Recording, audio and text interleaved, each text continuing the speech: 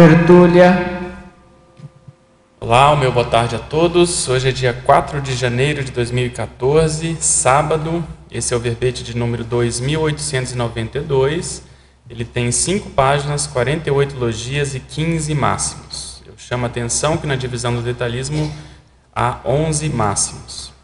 O tema é violência doméstica, da especialidade anti-evoluciologia. Quem preparou o verbete com muito critério é a professora Fabiana Cerato. Esse é o 6º verbete, não é isso, Fábio? A professora Fabiana, para quem não conhece, é arquiteta e urbanista, especializada em metodologia do ensino superior e também em projeto e construção, graduanda em psicologia positiva e coaching. Ela é brasileira, natural de Porto Alegre, é voluntária da Conscienciologia desde 1997, professora desde 97 também e tenepsista desde julho de 2004. Então, a violência doméstica é o ato, omissão ou conduta agressiva promotora de sofrimento, explícita ou velada, praticada no contexto familiar, entre indivíduos unidos por parentesco civil ou consanguinidade, causando dano físico, sexual, psicológico, patrimonial, moral ou adessoma da consciência-alvo. O holopensene da violência doméstica, o holopensene da tendência agressiva, o holopensene das autorreciclagens, o holopensene das nuances cosmoéticas, o holopensene da paz. A violência doméstica, a violência intrafamiliar geradora de metástase familiar, o bullying dentro de casa, a violência dissimulada, o temperamento violento, a reação violenta, o hábito nosográfico de comparar o próprio filho ao filho de outrem, a competição entre irmãos, os pais impedindo o convívio entre filhos e animais de estimação, a humanidade desumana, a tirania, a pedofilia, o incesto, a circuncisão masculina, a circuncisão feminina, mutilação genital feminina, MGF, a infibulação, a autovivência do estado vibracional profilático, a psicosfera do alcoolismo, a psicosfera truculenta, a psicosfera reativa, a psicosfera da esquiva, a psicosfera da impulsividade. Aqui na argumentologia, no tópico contingências, ela traz 7 indicações de atuação por parte da consciência vitimizada. E na remissiologia dos 15 verbetes, nós destacamos 5: antiviolência, conflituosidade, cultura de paz, desanimalização consciencial e truculência. Frase enfática: a violência doméstica mata. Há legiões de consciências ainda negando ou dissimulando tal realidade. Expor a situação é medida inteligente, corajosa e profilática para seguir em frente. Você, como reage aos contextos violentos? Vivenciou ou prestou auxílio a quem passou pela violência doméstica? Na filmografia específica, ela traz 2 fontes. Na bibliografia, 9 referências e na webgrafia, uma fonte. Aqui, mega análise do professor João Paulo. Abuso, tirania, brutalidade, agressividade, conflituosidade, subcerebralidade, truculência, parentesco, família, vitimização, autoritarismo, grupokarma, cosmoética, nosologia, sociologia, criminologia, conviviologia, interprisiologia, paradireitologia e anti-evoluciologia. Questionamentos? A verbetógrafa, professora Fabiana. Enfatologia, página 1, primeira linha. Poderia explicar melhor a violência intrafamiliar geradora de metástase familiar? Sim, bem, boa tarde. Muito bom estar aqui novamente falando de um tema que eu considero um dos mais sérios. Eu vou explicar e depois eu vou falar também porque o interesse por pesquisar especificamente esse tema. Então, a violência intrafamiliar geradora de metástase familiar, que a metástase, aproveitando que o Pedro está aqui, né, a metástase ela é quando o câncer se espalha. Então, ele metastasiou, ele se espalhou. Então, a violência, ela muitas vezes inicia num caráter intrapessoal. Às vezes a pessoa tem um temperamento violento, uma tendência violenta, e aquilo vai sendo contaminado. A pessoa ela vai tratando as demais pessoas dentro da família com o mesmo padrão de violência. Então, ela fica externalizando essa violência. E isso vai gerando metástase, vai ampliando e vai cada vez aumentando mais o tom da violência na família. Normalmente, ela inicia de forma mais psicológica, uma informação evasiva, algo mais leve, e vai se aprofundando mais à medida que o infrator ele consegue perceber que ele tem o mando da família. E aquilo faz com que ele cada vez mais vá intensificando o seu desejo de controle, muitas vezes, e gerando metástase familiar. E aí vai comprometendo toda a estrutura emocional da própria família. Agora, vale a pena você comentar o interesse nesse assunto? O que te motivou a escrever? Sim. Eu passei pelos 5 tipos de violência, depois eu vou clarear durante o verbete aqui, a violência psicológica, sexual, moral, de várias formas de violência.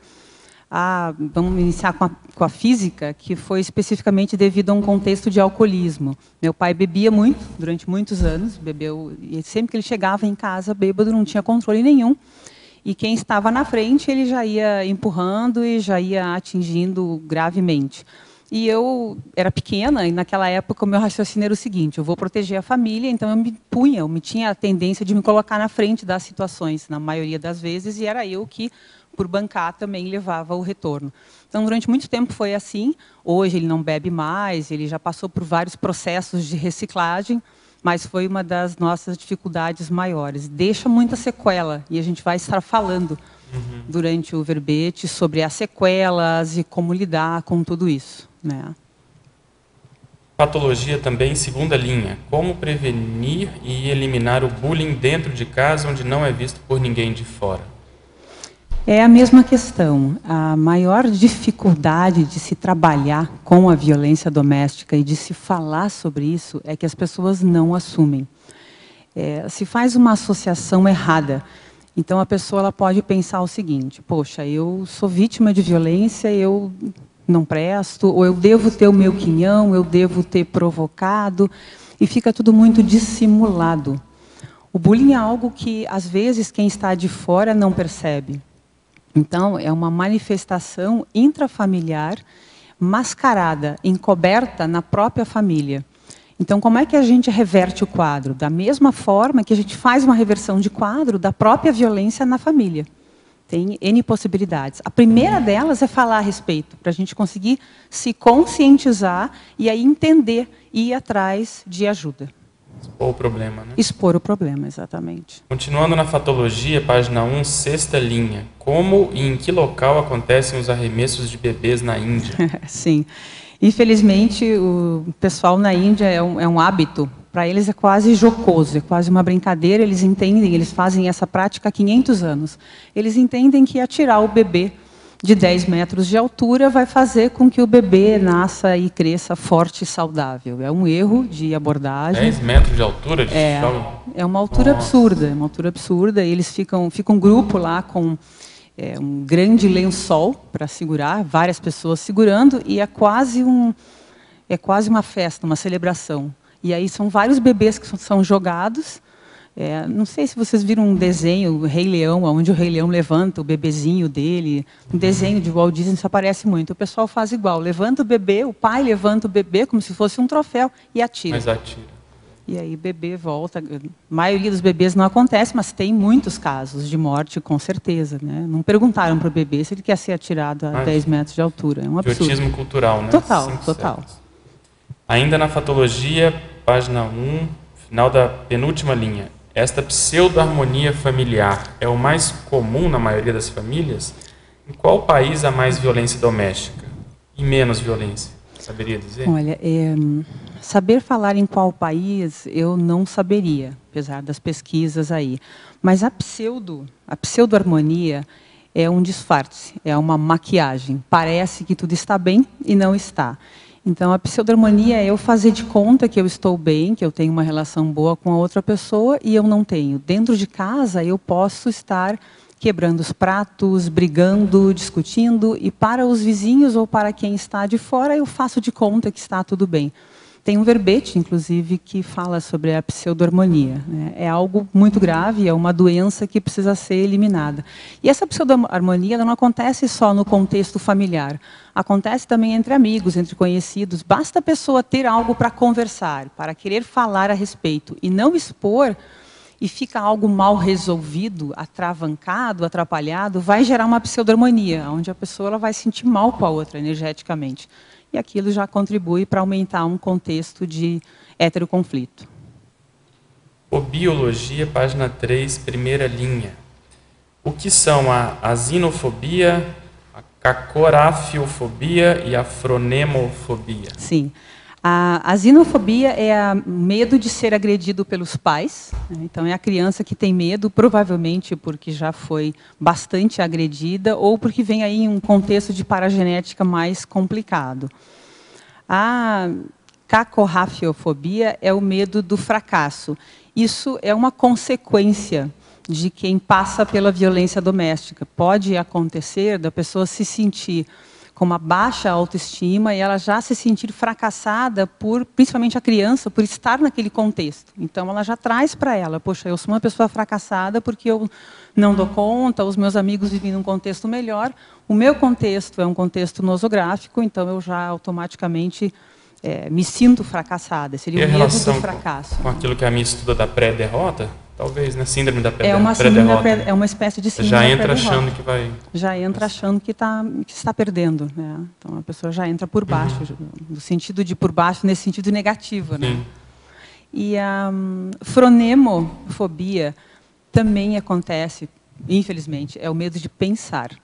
Quando o contexto é muito grave, é muito sério, a pessoa ela não consegue ou ela entende que se pensar vai doer. Porque dói tanto, é tão complicado lidar com essas questões que, às vezes, a criança pode se ver num contexto de sequer querer pensar. Ela fica mais na situação de congelamento, né? Ela fica congelada, ela nem pensa a respeito. Seria esse o significado, né? E professora Fabiana, em Fatologia, página 2, primeira linha. Explicitar a autorreurbanização e o fato de não se queixar. Sim. Primeiro fato para a gente modificar, eu fiz 15 CP1s. Né? Eu tinha muito contexto aí para superar. E quando eu cheguei na Conscienciologia, é inevitável o verbetógrafo falar um pouco dele, isso é inerente ao verbete, né? Mas quando eu cheguei na Conscienciologia, as pessoas, já mencionei isso, inclusive no primeiro verbete que eu defendi, que foi Quociente de Inteligência Social. Eu fui aprender as leis do convívio, mas aqui em grupos mesmo, com o pessoal aqui da Conscienciologia, e tem sido até então um aprendizado bem bacana, né? Tenho aqui 2 amigos que comprovam isso, né? E é um grande prazer a gente ter essa possibilidade de trocar e fazer uma troca limpa. Isso é uma conquista, né? Mas quando nós estamos em um contexto que é mais difícil, que é mais atravancador, a gente trava e muitas vezes entende que o ser humano é sinônimo de perigo, né? Então, a pessoa pode associar, existem N sequelas e N consequências que a gente vai estar falando no decorrer aqui da tertúlia, mas uma delas pode ser de que o ser humano significa perigo. Então, a pessoa, ela se esquiva, ela se esconde, ela fica mais fechada e ela evita o contato. Isso vai trazer aí consequências futuras, né? A verbetógrafa, em Fatologia, página 1, final da 5ª linha, de baixo para cima. Poderia falar da inexistência de dicionário emocional na família? Sim. E como poderíamos iniciar esse dicionário no seio de uma família? Eu acho que a partir do exemplo mesmo. A gente vai aprendendo, vai se conhecendo. Uma das coisas que na nossa família não se fazia, não se trocava afeto, afago. Abraço, beijo, carinho, simplesmente conversar com o pai, com a mãe, abraçar, dar afeto, né? Uma doação de afeto na nossa família, apesar de nós sermos italianos, nós não tínhamos muito isso, né? Devido ao próprio contexto. Quantos irmãos, Sofá? Nós somos em 3, eu mais 2, né? Tem um psicólogo e uma médica, os 2 mais jovens. E aí, à medida que eu fui aprendendo isso, a gente foi também fazendo essa troca e desenvolvendo mais esse dicionário emocional, que a gente vai olhando para a gente, vai vendo como é que a gente funciona, o que a gente tem para doar, e essa troca também vai predispondo mais, a gente vai desenvolvendo, e aí, no percurso também, não tem problema nenhum em a gente ir atrás de profissionais que podem ajudar. O dicionário emocional, ele é extremamente necessário. Né? Inclusive, você deve defender um verbete. Sobre, a gente fala um pouco sobre isso. É o ideal a gente saber nomear aquilo que a gente está sentindo, né? E como você está comentando, não é um hábito, a gente às vezes não sabe, né? A gente dá um nome, mas se a gente puder aprofundar um pouco, a gente vai ver que às vezes aquela emoção tem um nome mais específico. E como a gente vai trabalhando com o mental soma, acaba uma coisa ajudando a outra, né? O mental soma vai superentendendo ali aquele processo emocional. E tem um ponto aí, Pedro, que eu vejo que é assim, você dar nomes, você faz um recorte mais preciso. Né? Então, parece que a gente entende no momento que a gente nomeia. Né? Então, aparentemente, a pessoa percebe, não, eu estou sentindo, mas o que é? Então, quando eu esquadrinho, quando eu faço um recorte daquela realidade e eu exponho através de uma nomenclatura, que é a questão do símbolo, né? Para mim, parece que o abstrato ele fica mais físico e aquilo ajuda na conexão e ajuda no entendimento da informação. Existe exatamente, algumas pesquisas que correlacionam o processo do córtex pré-frontal, do índice, eles chamam de hipofrontalidade ou hiperfrontalidade, ou seja, quanto maior o vocabulário de uma pessoa, a tendência dela é ser menos agressiva. Então, existe uma correlação direta. Eles fizeram pesquisa com presidiários e viram que o índice de vocabulário, do domínio, sabe, das palavras era bem pequeno. Agora, aqui na página 2, fatologia, final da penúltima linha. Quais seriam as prioridades a se levar em conta para promover a substituição da dependência pela interdependência? Bom, a dependência ela aparece em vários contextos. A gente precisa de ter um pouco mais de detalhe, mas a dependência, ela, inicialmente, quando nós somos infantes, a criança, ela depende totalmente. Nas primeiras idades, ela depende totalmente do pai, da mãe, ou de cuidados, né, de carinhos e de cuidados dos mais velhos. Então, essa dependência é uma dependência natural, necessária e até certo ponto íncita à criança. No momento em que a criança ela deixa de ser infante, ela vai se desenvolvendo, a tendência natural é, quando a gente chega a uma maturidade, substituir essa dependência pela interdependência, ou seja, pela correlação saudável entre as duas pessoas, onde existe um vínculo aí de completismo natural entre um e outro. O que acontece? Quando existe algo mal trabalhado, algo que ficou capenga, algum gap que não foi trabalhado, e a violência pode gerar isso, ela pode gerar um contexto de dependência até malévola, onde a vítima depende do algoz e o algoz depende da vítima. Então, existe aí um contexto, muitas vezes, maquiavélico, completamente distorcido, num nível de dependência patológica, onde nenhum dos dois consegue romper essa estrutura. E isso a gente pode expandir para o grupo. Aqui nós estamos falando da violência doméstica íncita às famílias, ao grupo ou aos laços consanguíneos. Mas a gente pode tranquilamente expandir essa violência doméstica para o país e até para o planeta. A gente pode analisar. Tem N exemplos aí toda hora de a Síria e Agora, exemplos. Dentro da família, o que mantém, talvez, pelo menos a gente às vezes observa que as vítimas, em geral, às vezes não denunciam porque tem medo de aumentar, ou tem medo, ou até querem proteger, né, o algoz, que é um processo paradoxal, né? Sim, eu tenho uma passagem aqui no livro, está no referencial bibliográfico, é um livro que foi estruturado no Rio Grande do Sul, né, nada por acaso, da Menker, e tem uma passagem interessante que eu acho que vale a pena ler, para a gente entender um pouco mais. Ela é uma passagem um pouco pesada, mas ela é bem explicitativa de como a criança pensa e entende a respeito. Então eu vou ler, está aqui na página 5. A maior tragédia da história é que as crianças confiam nos adultos. Confiam como uma bússola e um oráculo. Agarram-se a seus atos e palavras como uma boia no oceano. Ameaçador de uma vida a qual recém foram apresentadas. A menina confia no pai quando ele diz que vai chupar os seios que ela não tem porque a ama. E confia nele também quando afirma que vai matar toda a família, se contar para alguém sobre o carinho que recebe. Confia na mãe quando é chamada pela mãe de vagabunda e confia também quando ela garante que a criança será um nada para toda a vida. Confia no padrasto quando ele apaga cigarros no seu corpo porque foi um menino muito mau. E confia também quando ele bate a sua cabeça contra a parede, porque não suporta o choro de sua dor.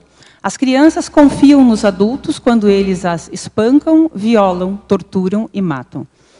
Isso é uma passagem que a gente pode entender bem esse vínculo completamente nosográfico e patológico da dependência errada. Ou seja, o que não fazer. Ali relata bem o que não fazer e o que, infelizmente, ocorre ainda em muitos lares, né? Principiologia, página 2, segunda linha. Poderia contextualizar o princípio da leitura energética embasando mediações de conflito? Sim.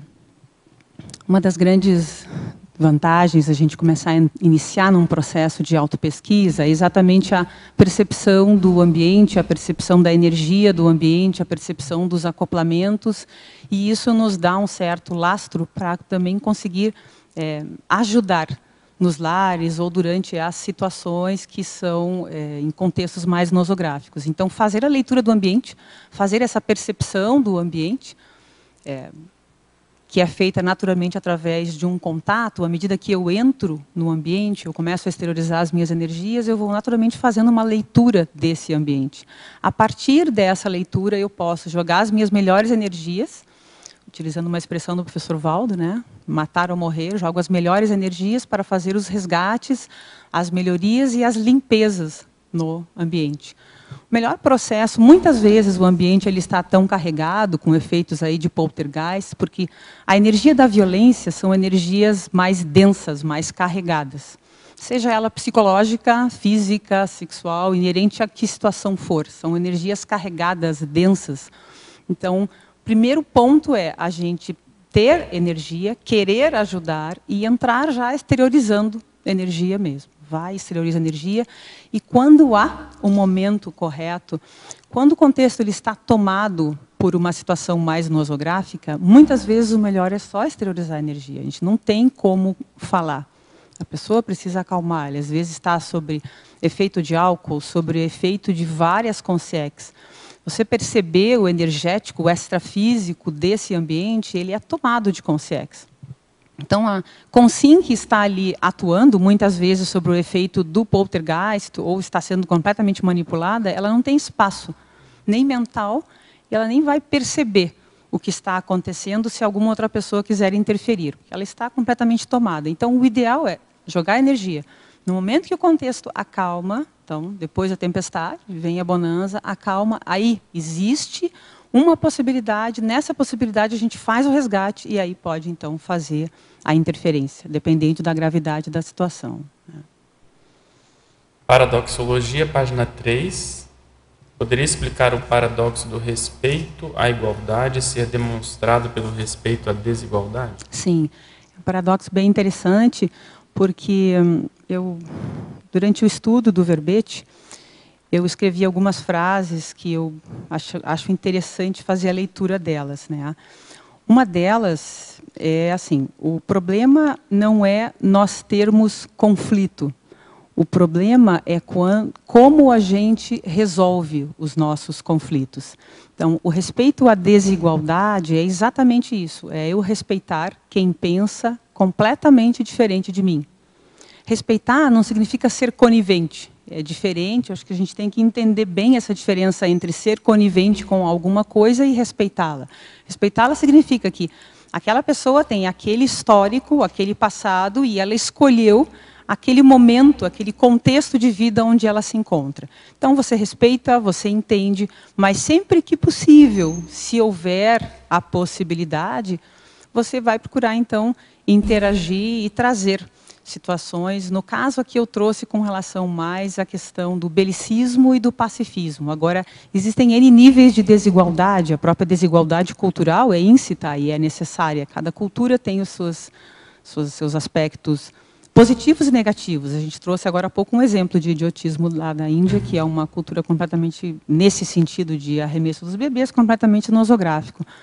E é cultural. Então, expandindo da cultura para o universo intraconsciencial, cada pessoa pensa diferente. É inútil nós querermos que todos pensem iguais, ou é inútil a gente querer ver o outro pelo nosso ponto de vista. A gente tem que ver o outro exatamente como ele pensa e pelo ponto de vista dele, né, para a gente conseguir entender e aí interactuar da melhor forma. A verbetógrafa, página 2, polinomiologia, final da segunda linha. Expandir, por favor, o polinômio comportamento agressivo, comportamento sexualizado, comportamento de timidez e comportamento de esquiva. Sim. Boa pergunta. Esse polinômio, ele é uma consequência do primeiro polinômio, lá em cima, o polinômio violência física, abuso sexual, abuso emocional e negligência. A Lei Maria da Penha, ela expandiu para 5 tipos de violência. Este livro da Menkar, que eu li agora, a passagem agora há pouco, ele falava especificamente de 4 tipos de violência. Física, sexual, né, a psicológica e a negligência. E aí agora a Maria da Penha expande mais para também patrimonial e moral. Mas este polinômio ele saiu desse livro justamente seria a consequência de quem sofreu um ou mais de um tipo de violência. No caso, quem teve violência física teria a tendência, de acordo com os psicólogos, a agir da mesma forma. Mesmo que a pessoa tenha um temperamento pacífico. É importante a gente entender isso. A pessoa ela pode ter tendência pacífica, ela pode ter um temperamento pacífico, mas ela viveu, a fonte de identidade dela foi, vamos dizer assim, durante 16 anos, diariamente, um contexto violento. Então, ela tem um temperamento pacífico, a paragenética dela é pacífica, mas ela apreendeu isso. Então, o meio, no momento em que ela estiver reagindo com violência, é aquele meio que vai falar, e não a paragenética dela. Então, é uma tendência que ela tem a repetir o que ela recebeu. E isto, para o abuso sexual, o que acontece é que muitas crianças, ou jovens, ou adolescentes que sofrem abuso sexual, eles tendem a se manifestar com um comportamento sexualizado. Então, é aquela blusa com aquele degote, aquelas várias tatuagens, aquela mini saia, ultra mini. São comportamentos sexualizados, e não só o comportamento, mas as palavras. Né? Isso também serve para a violência física. Né? As palavras que a pessoa usa, a palavra ela pode ser agressiva. Né? E o comportamento também pode ser não só comportamento uma palavra sexualizado. É pior do que um tapa. Né? Às vezes, uma palavra, dependendo da palavra, você junta aí um nível de racionalidade alto, uma palavra ela vai fundo. Né? Então, só para complementar aqui, ele pergunta, se já está respondendo, poderiam esses comportamentos denotarem ou gerarem quadro de ansiedade social? Sim, a sociofobia, com certeza. Né? E quem sofreu abuso emocional ou negligência tende também automaticamente a repetir aí um comportamento mais de esquiva, né? E de timidez. São tendências comportamentais devido ao estudo do meio. E isto pode gerar, naturalmente, uma sociofobia, que eu falei agora há pouco. A pessoa ela pode, para ela, entender que as pessoas representam perigo. Então, ela vai evitar contextos. Eu lembro da minha forma de pensar. Juntavam 3 pessoas, quando chegava a 4ª eu já saía. Já era uma ameaça naquela época para mim. Né? Então, representam ameaças. É um contexto sociofóbico que tranquilamente pode ser vencido, né? E pode ser trabalhado. Né? Gostaria de comentar aqui sobre alguns cursos. Nós vamos ter a 2ª edição do curso Paremiologia Pensatas em Ação nos dias 6 e 7 de janeiro. Vale a pena ver esse curso. Os professores são o professor Maxi Raimann, professor Otto Mendonça e professor Laurentino Afonso. O curso vai abordar o que é uma pensata, técnica conscienciológica de criação de pensatas, campo mental somático grupal para a criação de pensatas, além de revisão técnica das pensatas com os professores orientadores e a apresentação e heterocrítica das pensatas pessoais. Então, vale a pena, são 2 dias para trabalhar aí o mental soma. A gente vai ter também, de 17 a 19 de janeiro, o curso Profilaxia e Superação da Síndrome do Impostor. Para quem não conhece, a síndrome do impostor é a condição do indivíduo considerar-se não merecedor do sucesso ou do reconhecimento das outras pessoas, por imaginar-se aquém da capacidade de realização em diversos setores da vida, sem assumir as qualidades, vivendo o medo fantasioso de descobrirem não serem merecidas as suas conquistas. Às vezes pode ter até uma base na violência doméstica. Quem que vai estar ministrando esse curso? A professora Adriana Kawati, o professor Rui Bueno e a professora Alzira Gezi.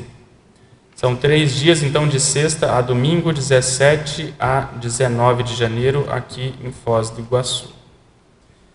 E também gostaria de divulgar, a Enciclosapiens está convidando a todos os interessados, principalmente os teletertulianos, que querem escrever o verbete pessoal para a enciclopédia, a participar do programa Verbetografia em EAD, quer dizer, ensino à distância. Esse curso oferece aulas esclarecendo a estrutura do verbete e técnicas para a elaboração de cada sessão. Qual que é a estrutura desse curso? 2 horas de aulas, vídeo gravadas por semana e disponibilizadas em ambiente Moodle. 2 horas de aula online, às quintas-feiras, de 19h30 até às 21h30, para tirar as dúvidas e discutir a produção verbetográfica semanal. O início vai ser no dia 27 de fevereiro de 2014, ele dura 3 meses e está com preço de R$ 330, podendo dividir em até 3 vezes. Então, vale a pena, curso EAD da Enciclosapiens, da Verbetografia, dia 27 de fevereiro desse ano. Pedro, eu só queria aproveitar que você falou aqui da síndrome do impostor e expandir um pouquinho um ponto que eu acho que é importante, eu não gostaria de deixar de falar, que é assim, muitas vezes as pessoas podem estar vivendo dentro de um contexto de violência doméstica psicológica e não atribuir. Por não ter violência física, a pessoa não percebe que ela está vivendo, ou ela foi criada dentro de um contexto de violência psicológica.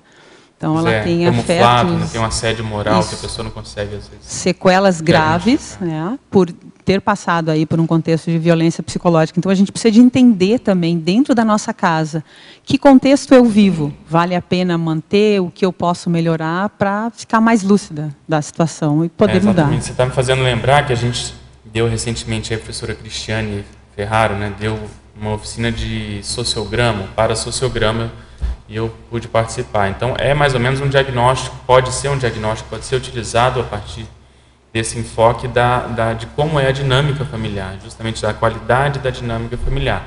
E quando você faz o gráfico, o mapa do sociograma, você começa a ver isso de fora, e aí você pode analisar essas relações, não só da própria pessoa com os familiares, mas também entre as pessoas. Então, isso dá uma visão justamente para pegar essas nuances. Às vezes a gente acha que está tudo bem, mas se a gente for analisar de fora, com calma, a gente pode se surpreender. A gente pode chegar a perceber que estamos em um contexto de pseudo-harmonia, né? Perfeito. E não, muito bem. Fabiana. Pois não. Oi. Queria perguntar para você sobre a patologia, logo na primeira página. Na terceira linha, o hábito nosográfico de comparar o próprio filho ao filho de outrem. Sim. E aí, essa questão relacionada também ao comportamento perverso. A tendência, a perversão, não necessariamente quem é perverso vai fazer isso, mas é uma grande tendência, né? O comportamento perverso, ele tem várias nuances. É um comportamento que eu estudo há um bom tempo, porque quando eu comecei a pensar, metapensei sobre o que eu pensava e o que eu vivia, eu me considerava monstra, perversa, né? Porque eu vivia num contexto assim, tinha essa tendência a repetir, então eu fui estudar a perversão. Eu disse, puxa, mas o que é? E a gente verifica que ela tem várias nuances, uma delas é a intenção de derrubar, prejudicar, muito associado ao comportamento psicopático, né, que é uma frieza de intenção, a intenção de derrubar, a intenção de controlar. Normalmente, ou às vezes, podem ser pessoas inteligentes, de classe social alta, né, com uma intenção de destruir o outro por uma necessidade de controle, ou que a pessoa entende que é o melhor, que é controlar a outra ou o grupo. Agora, o hábito de comparar o próprio filho ao filho do outrem é uma tendência infeliz que muitas pessoas têm, até aquela expressão coloquial conhecida, a grama do vizinho é mais verde, né? Então, poxa, o filho do outro é melhor, Aí o pai chega em casa e não precisa estar alcoolizado para isso. Ele simplesmente vai falar, poxa, mas o teu amigo aí, o fulano é tão melhor do que você, vai tão bem na prova X, Y, por que você não vai? Ou então, Fábio, compara dentro também, né? Seu irmão é tão melhor, né? Exatamente. Seu irmão é tão melhor do que você, por que você não pode ser que nem ele? Às vezes é justamente ele que tem mais percepção energética, que tem um nível de paragenética até mais homeostático, mas não se enxerga isso, né? A nossa socinha, isso às vezes passa despercebido, e aí o pai tem o desejo, o pai ou a mãe, né, ou quem está responsável, tem aquele desejo, aquela ideia de que o meu filho ou a minha filha vai representar, ou vai fazer o que eu não pude fazer. E se junta N fantasias, e é fácil de fazer um comparativo intrafamiliar, né, dentro da própria família, perverso por si só. Tem uma segunda pergunta, que é da parte da lei do silêncio, né, na página 3, está em legislologia. É porque eu estava vendo um programa sobre emoções e uma pessoa falava assim, mas a criança nem sofreu violência física.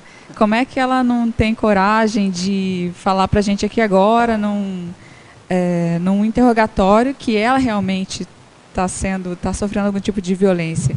E o psicólogo falava, mas para a criança uma ameaça já é muito forte, é um tipo de grilhão muito forte, que já é suficiente para substituir um tipo de qualquer tapinha, né, que alguém possa dar. A criança, eu acabei de ler uma passagem que exemplifica isso. A criança, ela confia demais na mãe e no pai. A mãe e o pai representam tudo, é o mundo dela, né? Somente nas primeiras idades, a primeira infância. Então é muito sério, qualquer comentário, qualquer negligência, qualquer ameaça representa um mundo. Aquilo mexe com a intraconsciencialidade da criança, uma simples reação. Então, o que dirá um comentário comparativo ou algo mais sério, né? Fabiana. Olá, que bom vê-la. Parabéns.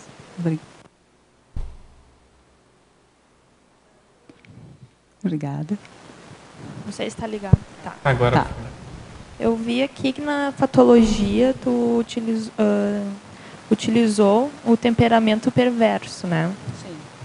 Na segunda linha de baixo para cima.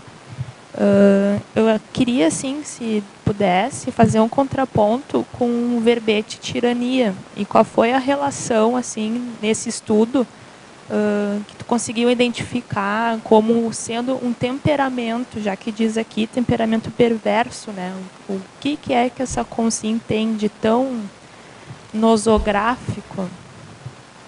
É que assim, ó, a tirania e a perversão são muito parecidas. A tirania, ela puxa mais o lado bárbaro, rústico da consciência. A perversão, ela pode ter algo maquiavélico por trás, uma intenção maquiavélica de manipular.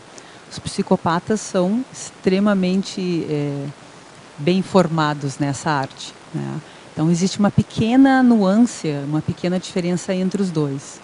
Agora, a gente precisa de ver o contexto, porque às vezes em um contexto podem acontecer os dois, tanto a truculência ou a tirania, quanto a perversão, no sentido de destruir mesmo a outra pessoa. Então, a pessoa, ela tem a intenção clara para ela de destruir o outro, ou destruir o grupo, ou controlar o grupo. Entra aí uma tirania. E as atitudes dela, entra aí uma perversão. E as atitudes dela podem ser brutais, tirânicas, né? E nesse sentido, existe também os agravantes da situação em si. Então, tem a questão da droga, do álcool, do contexto de pressão, os próprios assediadores. Então, quem tem o temperamento violento já está acostumada a viver com assédio. Às vezes, a pessoa vem aí com uma relação de assédio de vidas.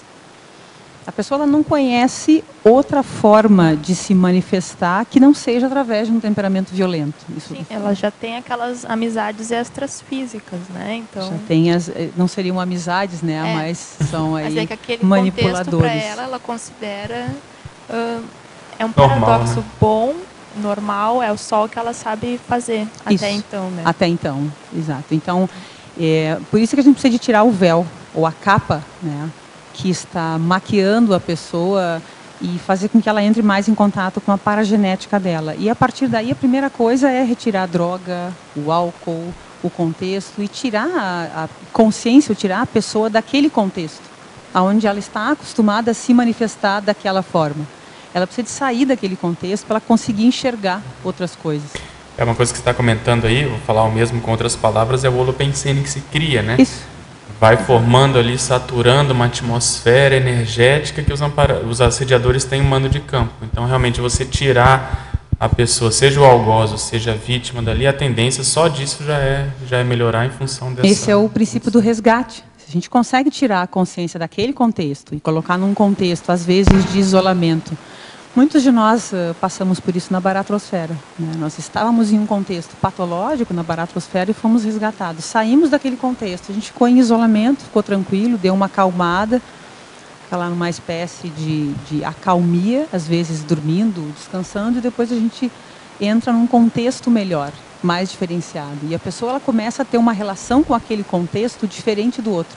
Se você retira a droga, a bebida também, né, daquele contexto, além de tirar a pessoa do contexto, que muitas vezes eles vão juntos, isso também vai ajudar a fazer com que a pessoa consiga enxergar uma luz no fim do túnel. Agora, isso só não é suficiente, a pessoa precisa de passar por um bom tratamento, uma boa conversa, várias conversas, para ela conseguir, primeiro, entender, trazer para si como ela funciona, o quanto o comportamento dela está afetando o meio, o quanto o comportamento dela afeta os outros, para depois, então, conseguir melhorar, né, nesse sentido. Fabiana, na página 4, no item da contingência, você fala um pouco sobre isso. Mas você pode expandir um pouco, porque muitas vezes a pessoa ela sofre essa violência psicológica, dentro de casa, e em algum momento ela vai ter que voltar para esse núcleo onde ela sofreu violência para gerar uma certa assistência. Sim. Só que devido à forma holopensênica, é muito fácil ela ativar retrosinapses e voltar ao padrão antigo. Sim. O que você sugere para a Consim que quer assumir mais esse padrão de assistente na volta ao ambiente onde ela era assediada? Eu vou expandir isso que você perguntou. E eu vou falar aqui sobre... Vamos imaginar um cenário onde a violência acabou de acontecer. Okay? Então, o que a pessoa precisa fazer naquele cenário? A pessoa acabou de passar pela violência, seja ela física, sexual, psicológica, extremamente grave. Estamos falando de contextos graves, né? Então, existem algumas opções. A primeira delas, inclusive, eu entrei em contato com este número, que é o 180, que é o 180, né? É um telefone que cai em Brasília. Eu liguei lá justamente para entender como que funciona. É um telefone que está 24 horas para atender as mulheres vítimas de violência. Então, esse telefone, ele ajuda a pessoa, ele vai dar informações de telefones de contato. E eu perguntei para eles, eu falei que eu ia ministrar uma palestra e perguntei, então, quais são as sugestões, como é que eles fazem o encaminhamento, né?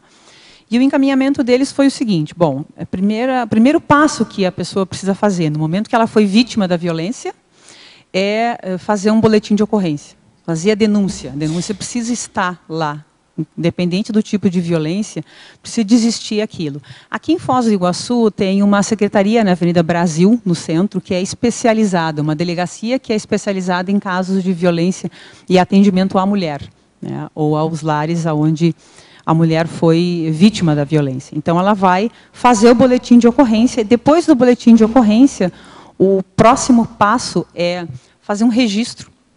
Agora me fugiu o nome, daqui a pouco vem, que é assinar o boletim de ocorrência e preencher um requerimento para que essa ocorrência seja julgada em caráter público. Porque a violência, a partir da mudança aqui da Lei Maria da Penha, ela deixa de ser privada e ela passa a ser pública. Então, primeira coisa, ligar para 180, fazer um boletim de ocorrência, e aí, então, é o que a gente coloca aqui na página 4. São 7 aspectos. Primeiro, tranquilizar os pensamentos, acalmia. Item número 2, o afastamento. Mantenha a distância do agressor e da situação. Não queira continuar na situação. É impossível a pessoa ter estrutura psicológica para continuar numa situação após ter sido agredida. Independente do que tenha causado, ela pode ter corroborado em maior nível ou menor nível. O que acontece é que aconteceu uma violência e a gente não pode menosprezar aquilo. Então, afastamento, mantenha a distância do agressor e da situação. Apoio, contate o serviço ou grupo de apoio, que eu acabei de falar aqui o número, 180, é um telefone 24 horas, eu liguei, já tive a experiência de fazer essa pesquisa, o pessoal está lá para atender, né? Então, ligue para 180 e eles vão passar várias orientações. Depois, o item 4, conversa, buscar tratamento ou encaminhamento terapêutico. Item 5, efetuar o registro policial do ocorrido. Item 6, procurar um local seguro. E item 7, procurar ajuda nas redondezas. Então, dependendo da gravidade, a nossa vida não pode ser colocada em risco. A nossa vida tem muito valor, nós temos uma PROEX para cumprir. Não é porque nós estudamos conscienciologia que nós não passamos, ou não existem conscienciólogos no dia de hoje passando por situações de violência. Então, a gente precisa de romper isso, né? E isso são sugestões aqui, tanto vindas do próprio 180, quanto da pesquisa aqui dos livros de encaminhamentos que a pessoa deve tomar após a violência. Depois disso, não retorne. Faça a ruptura. Eu trouxe em exemplologia, né, vou pedir para vocês darem uma olhada na exemplologia, deixa eu só localizar página aqui. 3, final da página. Eu trouxe 2 tipos de exemplologia para completar o que a gente está falando aqui. Então, o primeiro é a violência doméstica explícita, que é o comportamento truculento do casal, interagindo através de agressões físicas, expondo a imediata necessidade de ruptura. E a violência doméstica velada. Muitas vezes a física pode até ser velada, né? É o comportamento tóxico e dissimulado do casal, interagindo através de agressões psicológicas, caracterizando a imediata necessidade de ruptura. Isso, as duas precisam... Isso se mantém ao casal, né? Pode ser também entre 2 consciências que não formam um casal. Pode ser entre 2 consciências que não formam necessariamente um casal. Podem ser pessoas que às vezes vivem sobre o mesmo teto, ou que dividem um apartamento, ou que têm uma relação mais próxima. Eu trouxe aqui a violência doméstica no sentido de consanguinidade pela proximidade de uma relação a 2, um casal, né, nesse sentido. Mas isso se expande tranquilamente para a relação, seja a 2 ou em grupo, né. Então, aqui, gente, a gente precisa de romper. Não adianta querer dourar. Uma das coisas que eu mais estudei, quando eu estudei a violência doméstica, são mulheres explicando o porquê o marido bate nelas. Não se explica isso, não tem explicação. Tem que romper. Vai para debaixo da ponte, né? Eu falo para o professor Valdo, se vira, mas não fique na situação onde existe violência. Não importa que você contribuiu mais ou menos, você está naquele contexto. Eu falo para a mulher, mas serve também para os homens. Existem homens que sofrem violência doméstica física, que recebem agressões femininas também. Então a gente tem que romper isso e não retornar. E aí, porque a tendência é piorar, né? A tendência é piorar. A gravidade vai aumentando. No momento que um toque deixa de ser um toque, passa a ser um empurrão, o empurrão ele gera violência física e daí não tem mais limite. Então precisa de fazer a ruptura. E isso também serve para a violência psicológica no casal. Não adianta o casal achar que vai melhorar. Chega um nível que, é claro, o nível de assédio, de consciência, já está, o holopensene já está tão maquiado e tão tóxico que tem que romper. Fabiana. Que bom. Boa tarde. Obrigada. Está funcionando agora? Alô, alô. Tá. Oi. A respeito dessa situação da mulher justificar, Sim. que é bastante comum, da pessoa, não só a mulher, mas a pessoa que está sendo agredida, ela se culpabilizar por Sim. aquilo. Até é uma forma de, digamos assim, síndrome da ectopia afetiva, né? Que a pessoa desenvolve uma negação, algo nesse sentido. Dentro dos seus estudos, o que você poderia trazer para esclarecer melhor essa questão do porquê que as pessoas desenvolvem isso, por que elas negam, ao ponto, às vezes, de se apaixonar pelos agressores, como aquelas mulheres, né, que desenvolvem a síndrome de Estocolmo, são sequestradas e acabam apaixonadas pelos caras que as sequestraram. Sim. Né? Eu, para corroborar com o que você perguntou, em polinomiologia, na página 2, lá embaixo, o terceiro polinômio, o polinômio paixão, dor, raiva, submissão. Né? Segundo polinômio, paixão, dor, raiva, submissão. Esse emociogenismo, né, desbaratinado faz com que a consciência não consiga pensar. Veja, muitas pessoas não entendem ainda a relação do afeto. O que é o afeto saudável?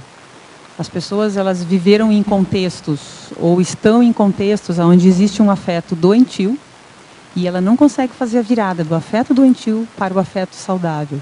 Por isso é que precisa sair do contexto para a pessoa conseguir desanuviar e pensar. A tendência é justificar porque ela tem um grande amor pelo agressor. Ela tem uma grande paixão. É tudo. Aquela pessoa representa, e aí já existe uma ligação e um vínculo distorcido e errado, aquele homem ou aquela mulher representam tudo. Né? Então a pessoa tem aquele pensamento do tipo, eu não sou ninguém sem o fulano, ou eu não sou ninguém sem a outra pessoa. Então ela não consegue romper isso. E aí entram as justificativas e a pessoa se habitua a uma... Não sei se a Sheila está aqui agora, não, mas ela usou uma palavra que me chamou muita atenção, a Terceira Guerra Mundial dentro de casa. A pessoa se habitua à Terceira Guerra Mundial dentro de casa. E ela vive naquele contexto como se fosse normal. E aí vão desde físico, sexual, psicológico, principalmente o abuso sexual ele é muito sério, principalmente entre o casal. Porque o homem e a mulher casados, a mulher pode sofrer abuso sexual. E aí é mais sério, porque ela está casada, está conivente com a situação. E ela vai justificar. Aquilo vai passar, não, ele estava alcoolizado, foi uma situação inesperada, não vai voltar a acontecer, é só uma vez. Não é. Né? Então a gente precisa de superar isso. E a justificativa acontece, respondendo o que você perguntou, por isso, porque existe um entendimento errado do que é o verdadeiro afeto e do que é o verdadeiro amor entre duas pessoas. Né? Agora, do ponto de vista legal, o que tende a acontecer depois da denúncia? Depois da denúncia? É processado, Mas... né? É feito, vira público. Uhum. Já foi, inclusive eu até trouxe uma reportagem onde antigamente a Lei Maria da Penha era de caráter particular, privado, e ela passa a ser público. No momento que existe um crime e que agora a mulher ela não precisa mais denunciar o marido, basta o vizinho ver, ela passa a ser de caráter público e aí pode ser julgado. Né? Então, Lei Maria da Penha, desnecessidade de representação da vítima. Agora, qualquer pessoa, e não apenas a mulher, vítima de violência doméstica, pode comunicar a agressão à polícia. Poderá também, além disso, o Ministério Público apresentar denúncia contra o algoz, mesmo contra a vontade da mulher. Antes, apenas a vítima poderia representar contra o agressor, nos casos de lesões corporais. E a denúncia era dada, ou era feita, por quem foi vitimizada. Então, além da pessoa ter sido vitimizada, ela tinha que chegar em casa para o marido e ainda entregar, né? Para que ele comparecesse. Agora não, basta qualquer pessoa ter consciência, o próprio filho, primo, parente, de que houve uma situação de violência e isso automaticamente já é processado pelo Ministério Público e aí já vai rolar o caso. E aí a sugestão é que a pessoa então fique longe, fique distante. Existem casas de abrigo aqui no Paraná, existem 6 que eu pesquisei, justamente para acolher a mulher e os filhos até que saia. E tem também a necessidade do juiz ter que dar o deferimento em 48 horas. São as medidas protetivas. Isso, medidas protetivas. Que aí a maioria das pessoas não denuncia porque acha que não vai acontecer nada. Mas acontece. Esse afastamento, se ele não ocorre voluntariamente pela pessoa que está envolvida, ele pode acontecer compulsoriamente em função da lei. Então, o juiz pode determinar o afastamento do agressor diante da vítima, que até 200 metros ou, dependendo, até mais próximo, que ele não se aproxime, pode determinar de imediato o pagamento de pensão alimentícia se tiver prole, também já define na hora a guarda provisória dos filhos em função daquele que supostamente está sendo agredido.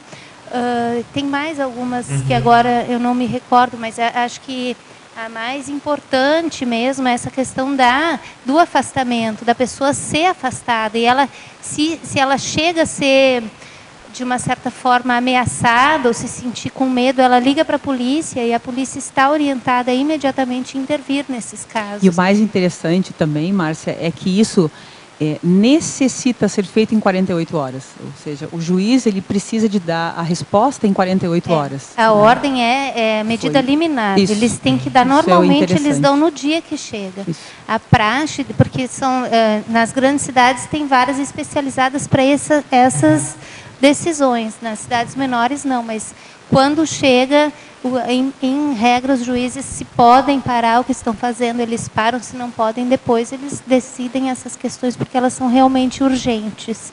E tem evitado muita tragédia. Essa lei, essas medidas protetivas, elas ajudam muito as pessoas. É uma pena que durem, elas normalmente são fixadas por um prazo, por exemplo, de 30 dias. Só que existe um potencial agressor. Existem pessoas que, mesmo afastadas por mais tempo, elas ainda têm o potencial de agredir o outro. Então, essa é a coisa mais séria da pessoa que está sendo agredida. Ela verificar, será que esse agressor ainda vai me agredir? Então, buscar renovar as medidas e dar andamento às ações judiciais pertinentes para o caso, né? Fabiana, oi. Pois não. A respeito da questão da não denúncia, né? Uma coisa que eu vejo também que acontece às vezes é que assim, quem agride também sustenta, né? Sim. Então, às vezes se a mulher não denuncia, ou melhor, se a mulher denuncia, ela corre o risco de eventualmente se ver numa condição de não ser mais sustentada, né? Às vezes tem a fantasia de que vai perder a guarda dos filhos, às vezes tem a fantasia de que se denunciar o fulano vai se irritar mais ainda. Sim. E vai então fazer mais coisas. Uhum. E uma outra coisa também que eu acho assim, ó, a questão da não denúncia, do ponto de vista intrafísico, tem raízes emocionais muito profundas. Porque se você pesquisar a história familiar de mulheres que são abusadas e violentadas, muitas vezes isso já é um padrão intergeracional. A mãe era, a avó era, as tias eram, a irmã é também. Sim. Então, o que faz com que uma mulher, perante uma multidão de homens na sociedade, ela escolha justamente um que, né, vai ser o agressor? Então, eu acho que tem uma questão. Isso corrobora, Ricardo, com um dos livros que está no referencial ali, que é A Violência Doméstica, uma nova intervenção terapêutica, de uma psicóloga, onde ela justamente trabalha isso, né? Então, trazer para a mulher, ou para o companheiro, o que fez com que ela escolhesse sempre o mesmo padrão, né? Então, são várias frases, né, nas intervenções, ela coloca aqui vários exemplos de, né, como você se sentiu, qual é a sua relação sobre essa questão, como você se vê, como você contribuiu para que isso acontecesse. Ela vai trazendo situações para que a pessoa consiga entender e aí mudar o seu entendimento e poder escolher parceiros diferentes, né?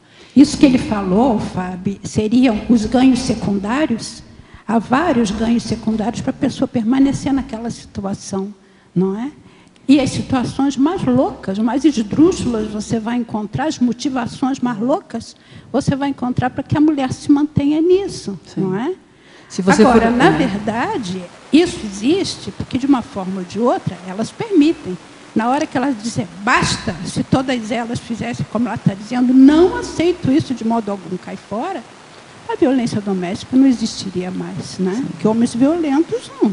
Eles não vão deixar de ser violentos. Elas que sofrem é que tem que dar um basta na situação. Sim. Precisam ser ajudadas, né?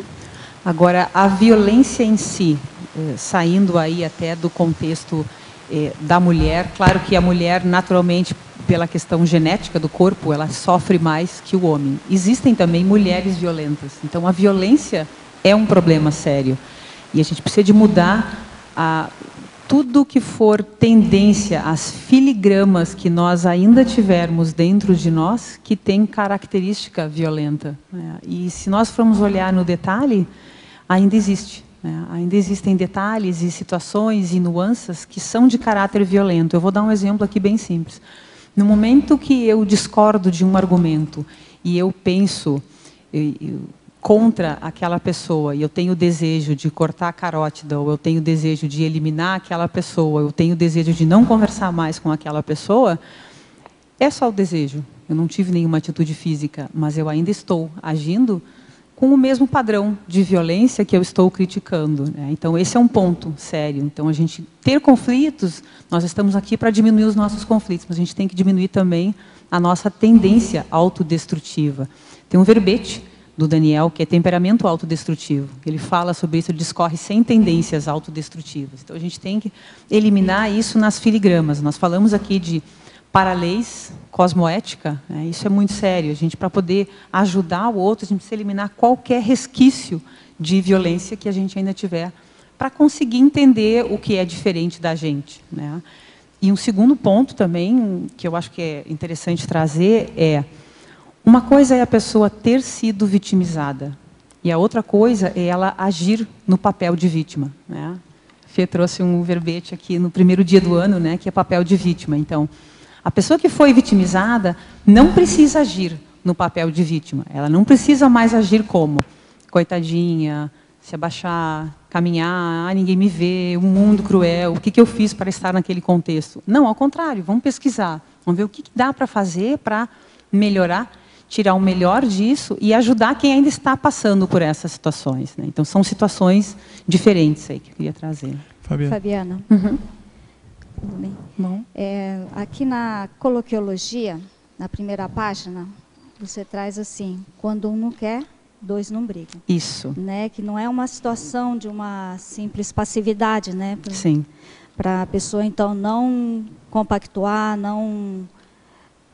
tem que tomar uma atitude, né? Sim, exatamente. Quando um não quer, dois não brigam, até porque existe, por mais que a outra pessoa tenha um temperamento com tendência violenta, se eu estiver disposta a me relacionar com aquela pessoa em alto nível, eu vou entender, tranquilamente.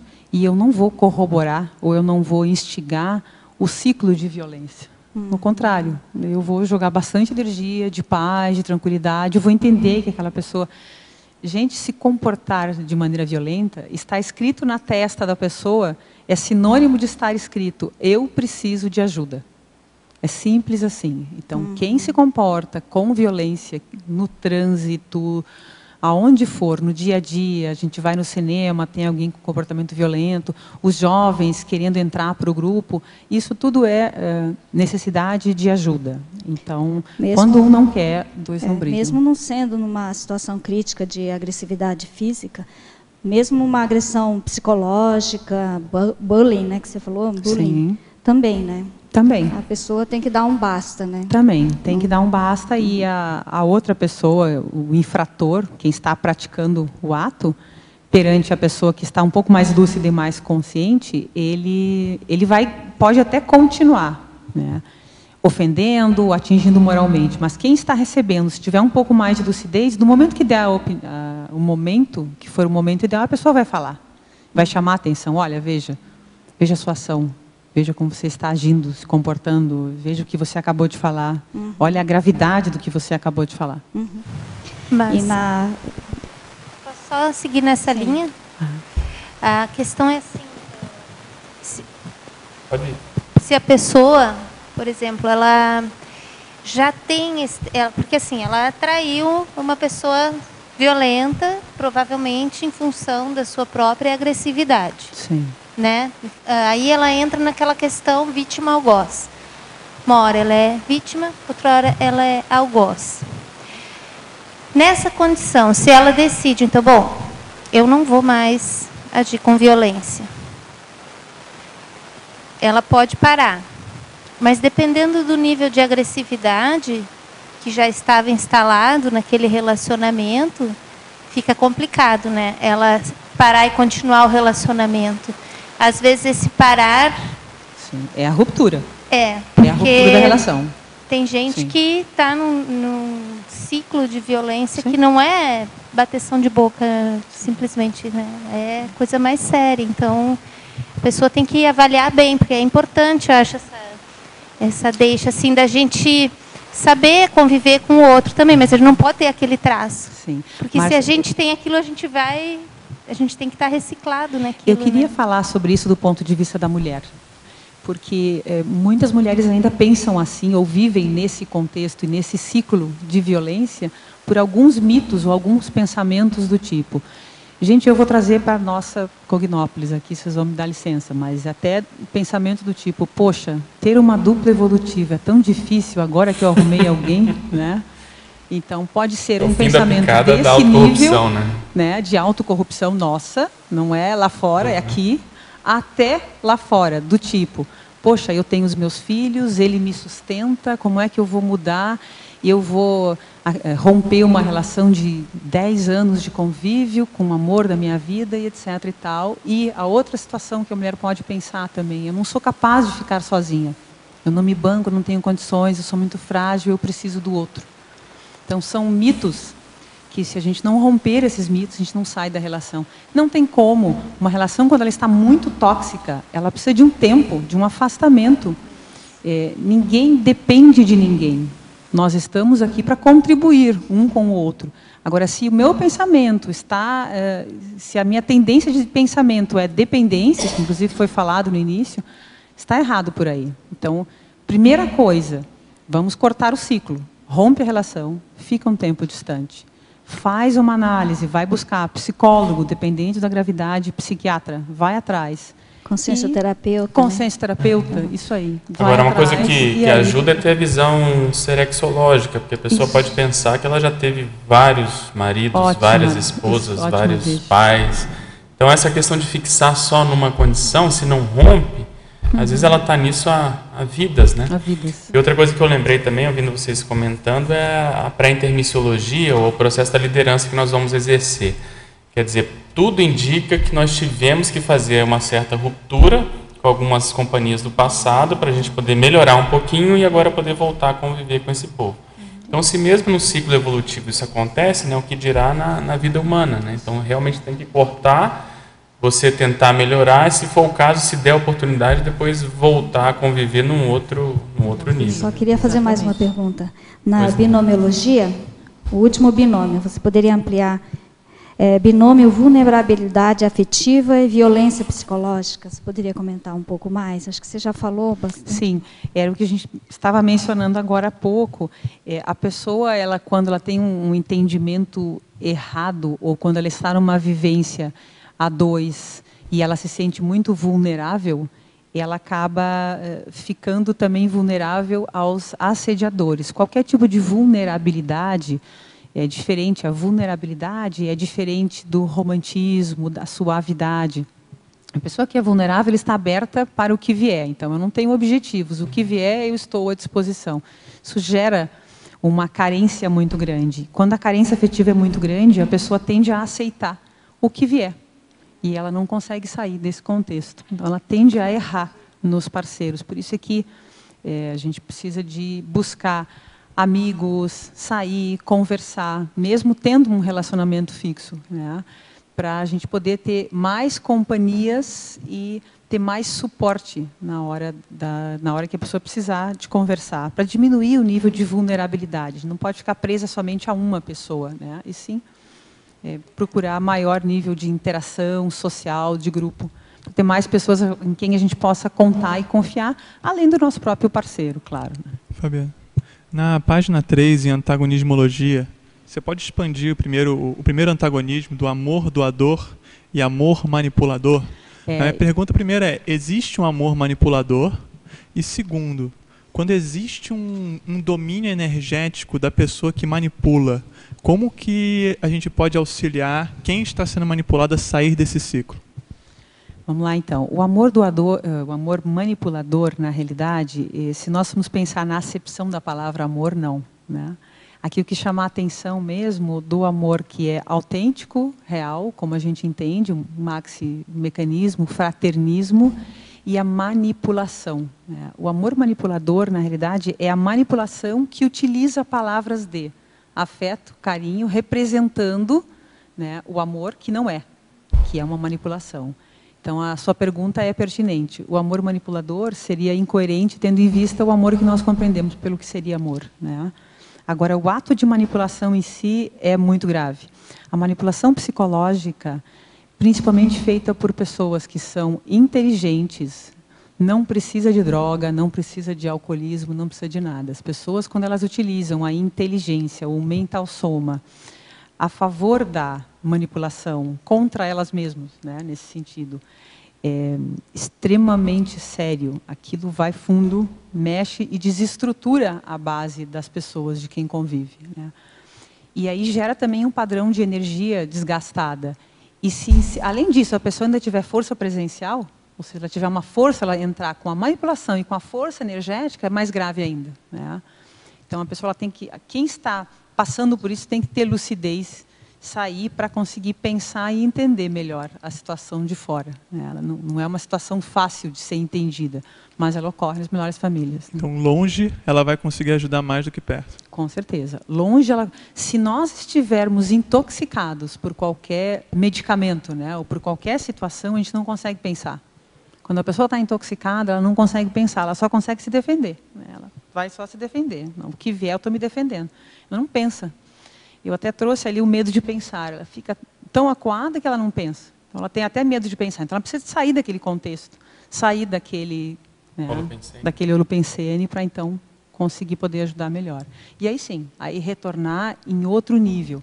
No momento que a pessoa não tem mais vínculo tóxico, é outra coisa. Já acabou, já é outro nível de amizade, de interação. Aquilo que era patológico vai virar uma amizade, vai virar algo mais homeostático, e aí de ajuda, de alto nível, né?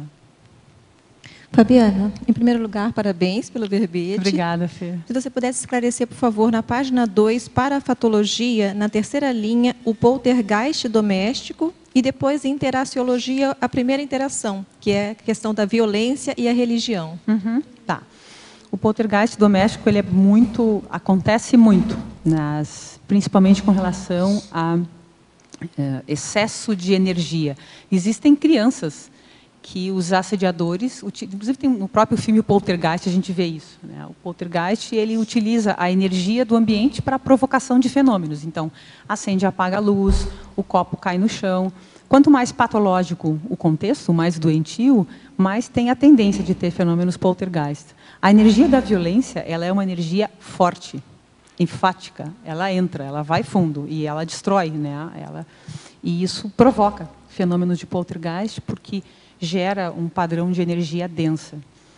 E lembro de um caso aí onde a criança ela conseguia simplesmente, ela estava com tanta raiva que ela olhava o copo, caía no chão e quebrava, devido à quantidade de raiva que ela tinha, né? Isso foi um caso que chegou até mim, uma das pesquisas aí, uma família me contou que aconteceu.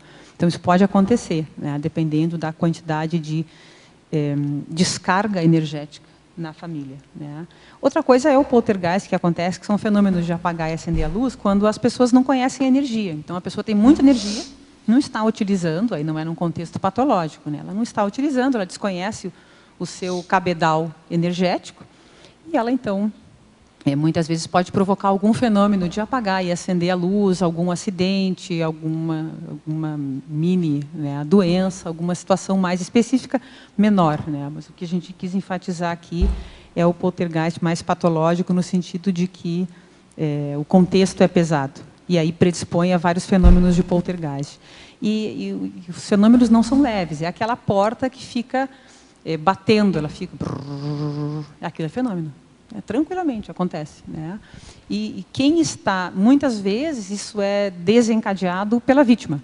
O infrator está acusando, está fazendo aí, gerando um fenômeno de violência, e a vítima está, através da sua energia, ela tem muita energia, muitas vezes ela gera fenômeno de poltergeist. E às vezes chega a voar coisa mesmo. Bastante corre, felizmente, né? Fabiana. Interação, só para a interação, ela faltou pergunta. A interação, né? A interação religião. Violência e religiosidade. Violência e religiosidade, Sugiro aí o conhecido livro do Marcelo da Luz, que ele explica bem a relação direta entre religião e violência. Tudo que nós formos forçados a crer, sem pensar ou sem pesquisar, que nós somos acometidos a pensar daquela forma é um ato violento, porque existe um nível de obrigatoriedade. Não, é assim, não se discute, não se questiona, não se pesquisa. É isso. Então, são aquelas verdades inquestionáveis. No momento que algo é inquestionável, que não dá brecha para a pesquisa, ou que não dá brecha para mudança, já está lá, é um ato violento. E isso acontece muito na religião. A religião é cheia de pressupostos que são intocáveis, intangíveis e, naturalmente, violentos. E quanto se mata em nome de Deus? Né? Quanta morte, quanta guerra em nome de uma religião, nomes furados, né? Com desculpas furadas em nome do Senhor, e aí vai. Né?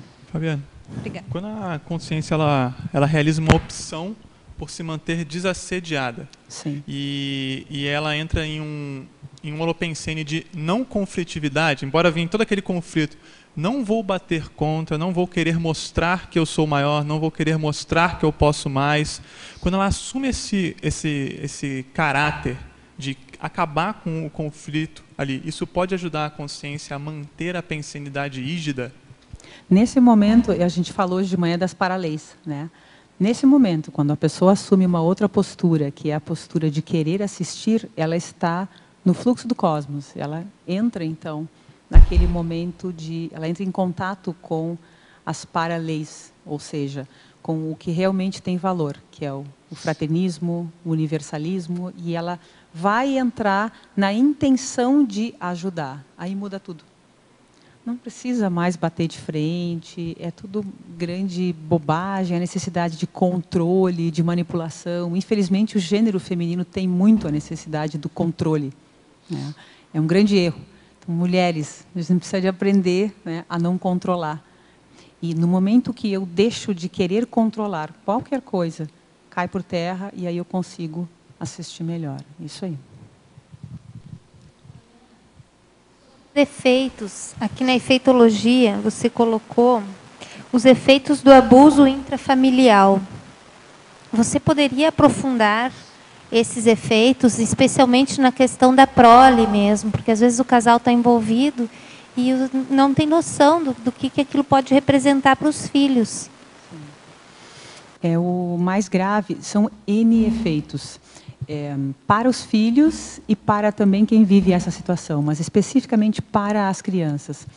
A criança, ela desenvolve toda uma personalidade errada, esquiva, distorcida do que ela realmente é. Muitas vezes ela vem, todos nós temos a nossa paragenética, e a criança ela pode ter um nível de pacifismo, de tranquilidade, ela fez um curso intermissivo, ela veio para assistir, e ela cai num holopensene pesado. E isso vai trazer efeitos e sequelas durante 10, 15, 20, 30, 40, às vezes uma vida inteira. 50 anos, às vezes uma vida inteira. No sentido de que a pessoa ela tem baixa autoestima, ela não consegue se relacionar, ela tem grandes dificuldades afetivas, ela tem uma mistura emocional, ela não tem dicionário emocional, não consegue se doar. É como se você... Imagina fazer aqui uma relação com um animal doméstico. Um cachorro que você pegou da rua pequenininho, uma gracinha, bonitinho, onde ele é chutado todos os dias. O nível de sequela que vai ter para esse animal é igual à sequela, ou pior, em termos infantil, né, em termos da criança. Infelizmente, a violência não acontece só em lares onde a questão financeira é baixa. Acontece nas mais diversas famílias, e as sequelas são muito graves. Então, depois a pessoa ela tem que fazer um nível de autopesquisa, ela tem que ir atrás, ela tem que conseguir descortinar tudo que bloqueou ela durante muito tempo de viver uma vida saudável.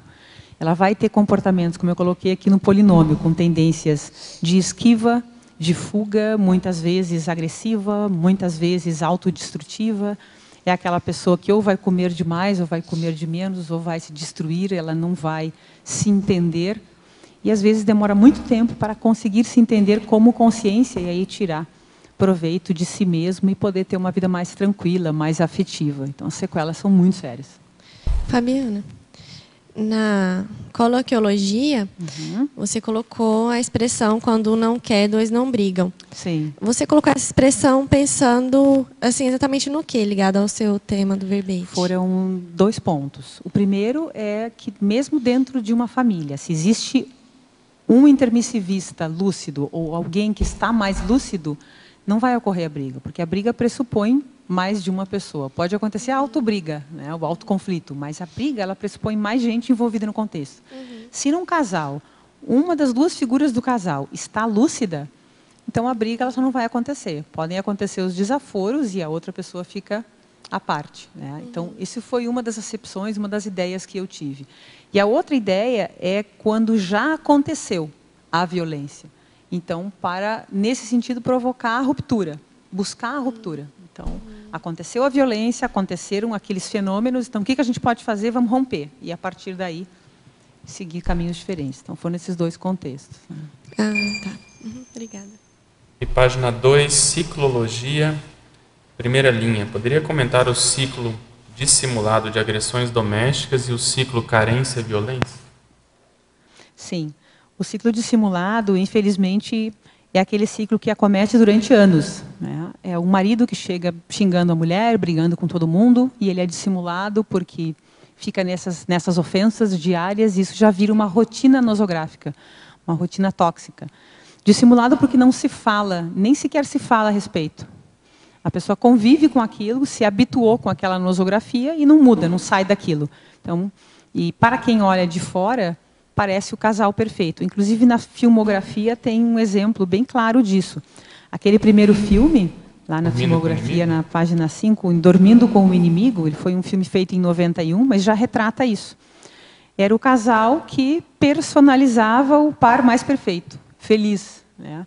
No entanto, dentro né, 4 paredes, a esposa recebia do marido pancadas, socos e tinha violência física. Então, quando você personifica aquele casal bacana, você coloca as fotos no Facebook, os 2 estão bem, muitas vezes pode ser até para dissimular.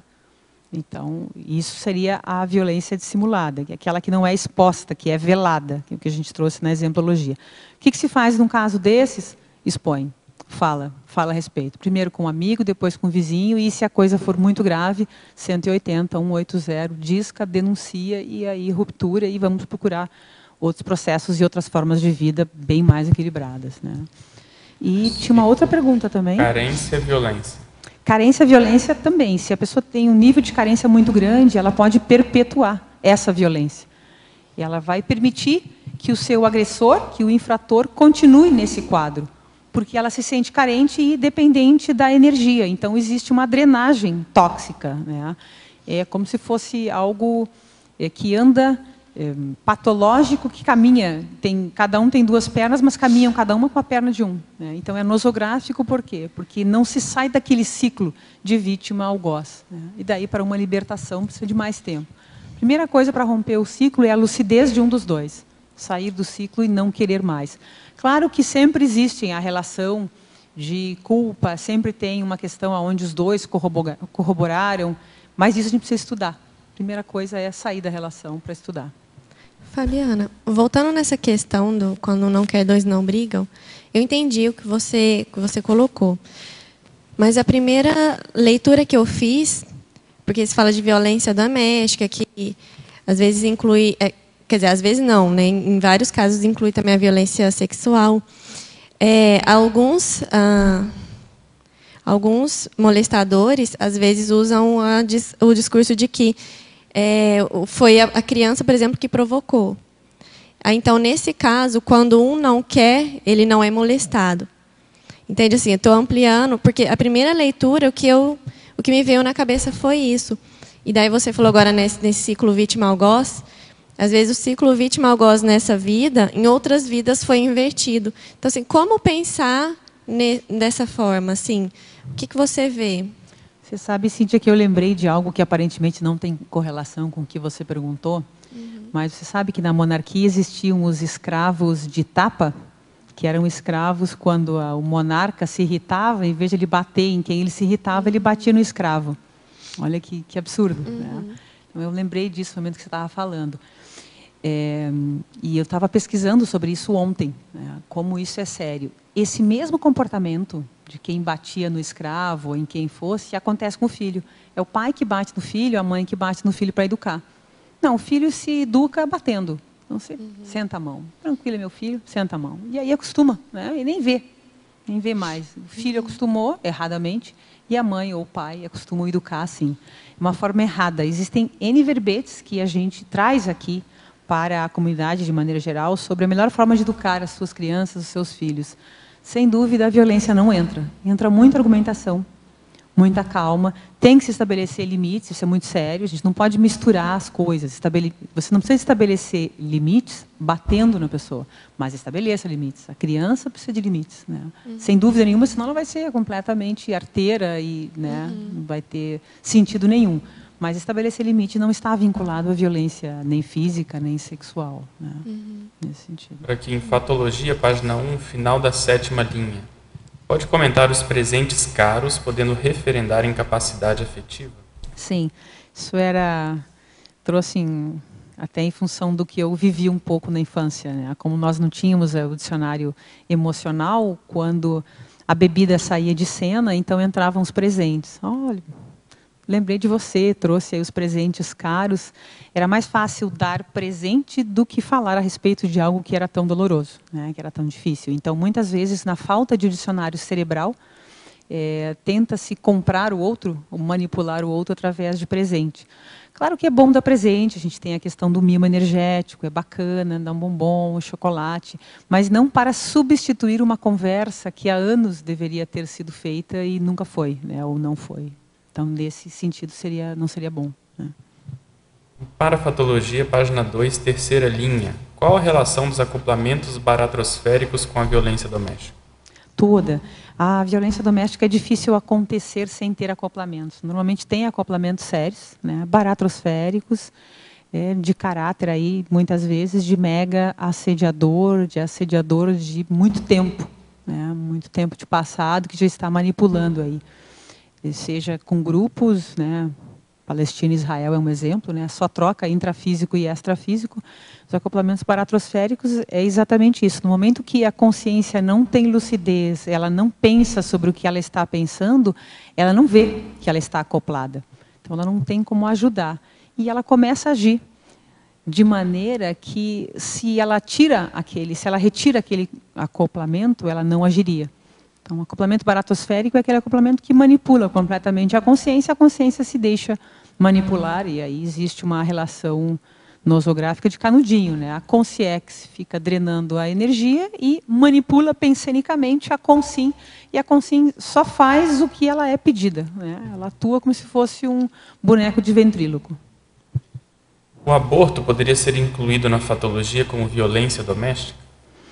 Além do aborto, a infibulação que eu trago aqui, o incesto, né, a mutilação genital feminina, tem outros aspectos, né? Então, eu falei sobre a mutilação genital, é muito séria, tanto masculina, por ser cultural e aceitado, quanto também feminina, né? África e Ásia ainda se faz muita infibulação. Tranquilamente, a mãe está de acordo, é um idiotismo dos mais sérios culturais. A mãe, às vezes, a criança tem lá 4 anos, eu estava vendo um vídeo na internet, com 4 anos, às vezes são feitos com cacos de vidro, tesoura, faca, sem nenhum cuidado, sem anestesia. A mãe chama lá alguém que se diz especialista no assunto, que não utiliza anestesia, pega a criança, abre as pernas da menina com 4 anos de idade, com dores horripilantes. A mãe não está preocupada com isso, ela está preocupada com o resultado. É feita a infibulação e muitas vezes é feita uma costura e fica-se somente um espaço para a urina. Então, isso uma criança de 4 anos com sequelas graves e às vezes morte. O aborto também é uma forma. Sindromologia, página 3. Poderia explanar a síndrome do bebê sacudido? E depois ele pergunta, já aproveitando, a síndrome de Munchausen e Munchausen por procuração. Munchausen por procuração é quando a pessoa ela não tem nenhuma doença, né, mas ela está necessitando de atenção. Então, ela pensa que ela tem doença, então ela acaba criando uma doença dentro dela Isso pode acontecer desde criança, jovem, adulto, adolescente, idoso, e ela vai no hospital. Muitas vezes ela nem percebe que ela necessita daquela atenção. O hospital, às vezes, é o único local que dá atenção, que dá carinho, e ela simula uma doença. Ela às vezes estuda a doença, né, os sintomas, para poder falar aquilo que o médico está esperando ouvir. Para poder falar a respeito, exatamente. Então é uma simulação patológica, numa necessidade aí de atenção, de carinho, às vezes um pensamento distorcido. E a por procuração é quando os pais assumem algo que não é deles, que o filho tem, como se fosse deles. Então é por procuração, porque é do filho e os pais assumem como sendo deles, né? Ou utilizam, às vezes, os filhos como uma desculpa. Às vezes o próprio filho também não tem nada e o pai cria uma doença no filho, leva para o hospital, estuda a sintomática, dá bastante carinho, mas diz que o filho tem tais doenças para receber o atendimento. E a tendência das pessoas é passarem por vários tratamentos, cirurgias, e isso é muito comum, né? Eles falam que estão sentindo, os médicos vão avançando e a tendência é ir até a última linha diagnóstica e terapêutica. Que sério isso, né, Pedro? Que interessante o nível. São pessoas com várias cicatrizes, né? Sim. Agora, a síndrome do bebê sacudido. Sim, o bebê sacudido é justamente quando você está extremamente nervoso e sacode o seu filho recém-nascido. Isso dá sequelas sérias, né, no cérebro e transtornos mentais sérios, podendo gerar até mortes, né? Então, em radiologia, a gente é ensinado a ver essa condição. Normalmente se observam fraturas em diversos estágios, em várias partes do corpo, por conta disso, né? A criança é espancada em diversos dias, diversos meses, e você vê fraturas em diversos estágios no raio-x, né, principalmente. Agora, às vezes, não precisa espancar, né, Pedro? Só sacudir. Só sacudir, né? sim. Só sacudir. Já pode causar. Já pode causar um transtorno, uma lesão. Isso aí. Aqui a verbetógrafa. Violência doméstica é uma consequência sociopata ou resultado de um ato psicopata? Tostines, né? As duas coisas. Os Tostines. As duas coisas. É uma consequência e é um ato. Se nós formos pensar na origem, no que está por baixo, é o temperamento violento. Agora, como eu trouxe o meu caso, eu vou também expandir um pouco. O meu pai, ele foi criado num contexto de violência e alcoolismo. O meu avô batia na minha avó todos os dias, sem exceção. Puxava ela, empurrava. Era um tratamento natural. E provavelmente eu não consegui, não tive a oportunidade por falta de informação, mas o meu bisavô era algo ainda mais grave. Então isso é algo que vem genético, é uma linha familiar totalmente distorcida genética, né, que vai gerar um... Agora, o que nós vamos fazer? Qual é o ideal? Para a gente conseguir fazer o resgate, a ruptura e a mudança disso, a primeira coisa é falar a respeito, entender, melhorar essas sequelas que todos que passam pela violência, seja física, sexual, psicológica, moral ou patrimonial, têm. Então, falar a respeito para então conseguir fazer a virada. Busque ajuda, busque apoio. Não se furte de falar, né, dado no momento correto, com os amigos, as pessoas certas. Não esconda. Esconder a violência é um ato mais grave do que a própria violência, porque age contra quem sofreu a violência, né? Normalmente o infrator não fala sobre isso, né? Ele já se considera responsável, ele acha que ele está agindo e fazendo o correto. Agora, quem sofre a violência, quem foi vitimizada, precisa de falar, precisa de expor, até para ajudar o próprio infrator a entender a situação, né? Então, não deixe de falar a respeito. Não utilize a lei do silêncio nesse sentido, né? Pode falar. Voltando assim um pouco a situação, mais para o lado da criança. Ok. Porque hoje em dia a gente ouve, se fala mais sobre esses assuntos de violência, e pais, e filhos, e mulheres e tal. Mas há uns 20 anos atrás, não era comum se falar, né? Mesmo de vizinhos, assim. Sim. Então, eu vou colocar um exemplo de uma situação real para ver qual seria a melhor atitude. Ok. Porque é o seguinte, era uma família, o pai era alcoólatra, okay, e tinha essa reação meio violenta, principalmente quando estava alcoolizado. Uhum. Quando não estava, era aquela coisa mais quieta, tal. E tinham as crianças. O mais velho estava mais ou menos com uns 12, 13 anos, e ele é que sustentava a família.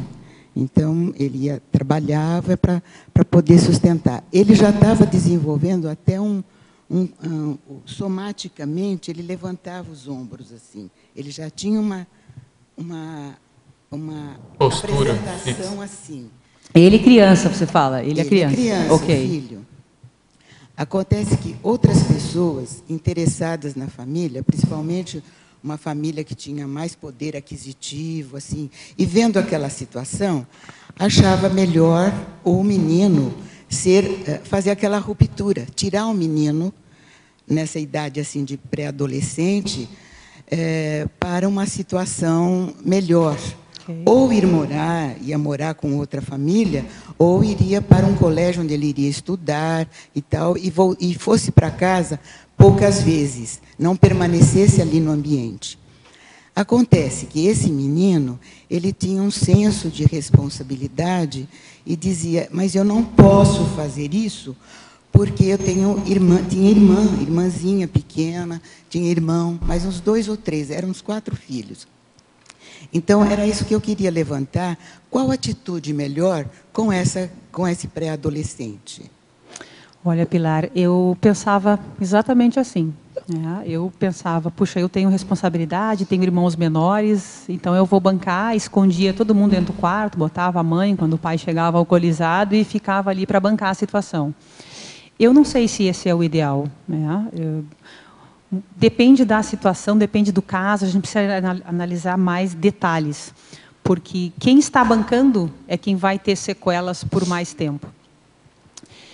É muito difícil a gente generalizar, mesmo dado ao que você falou. Né? Claro que se a pessoa quer muito e ela é muito responsável, e a responsabilidade aí fala muito alto, isso para mim também, eu me sentia responsável pela família. Então isso falava mais alto. É difícil você reverter esse quadro quando existe esse contexto. Né? Mas a minha sugestão seria, procure assistente social, procure ajuda, faça com que essa assistente social converse, né? Converse com ele ou com ela, com essa família, com as vítimas, digamos assim, né? Ou com quem sofre a infração. Para então procurar decidir. Porque quanto mais tempo se empurra e quanto mais tempo você vive sobre o teto da violência, mais aumenta a sequela. Mais é difícil de reverter o quadro, mais fica marcado. Né? Então, a sugestão é procurar reverter o quadro já, se for possível. Então, o importante era reverter o quadro. O importante é reverter o quadro. Naquela situação, não havia tanta divulgação. Assim, saída, sabe? Claro. Não, a ruptura teria que ser, ou ele muda, né? Vai para um colégio, ou vai para uma outra casa, uma família que aceitaria cuidar dele, ou vai continuar assim. Quando se tem lucidez e se quer realmente reverter um quadro e procurar uma situação, a gente consegue. Né?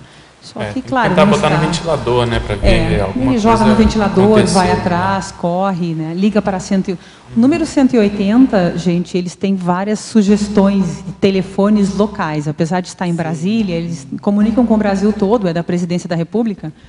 Então, basta a gente ligar para 180, quem está sofrendo violência, e eles terão os encaminhamentos devidos, inclusive com relação à cidade onde a pessoa está. A pessoa vai dizer, eu estou em Foz do Iguaçu, assim, ela vai dizer, olha, faça isso, entre em contato, tem casas de abrigo, tem assistentes sociais para contactar, tem toda uma linha, né, nacional de apoio. E eu vou aproveitar a tua pergunta, até porque me perguntaram sobre as consequências, aqui tem mais um pouquinho. Fabiana, deixa eu te atrapalhar um pouquinho. Nessa linha que você falou, tem uma instituição ali na Paraná, bem pertinho da minha casa. Eu não sei se ela é federal, junto a essas que você está falando, ou não sei se ela é municipal, mas que ali tem, e é específico para violência contra a mulher. Eu acho que é isso aí, específico nesse ramo. É uma das instituições que tem aqui ali, na cidade. Sim. Eu passo sempre em frente. Sim. E... em relação às consequências, reforçando ainda as consequências da violência, tem o aspecto aqui sério também, é o estresse pós-traumático, os distúrbios emocionais, né, que causam a falta de dicionário emocional, risco de droga-adição, risco de prostituição, isso é bastante comum, infelizmente.